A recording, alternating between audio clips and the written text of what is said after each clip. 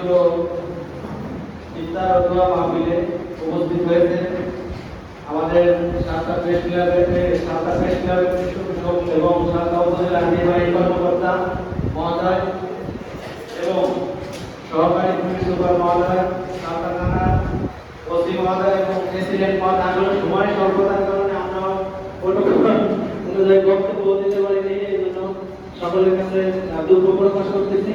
আজকে এই সাতটা প্রেস ক্লাবে উপস্থিত আছেন বিভিন্ন রাজনৈতিক দলের নেতৃবৃন্দ, জামাত এবং বিএনপির নেতৃবৃন্দ, আমাদের নবগ্রাম কলেজের অধ্যক্ষ মহোদয় সহ বিভিন্ন দপ্তরের কর্মকর্তা ও আমার কর্মচারী ও আমার প্রিয় সাংবাদিক ভাইরা, সকলের প্রতি আমি কৃতজ্ঞতা প্রকাশ করতেছি যে আমাদের এই ইফতার মাহফিলে সবাই উপস্থিত হয়েছে।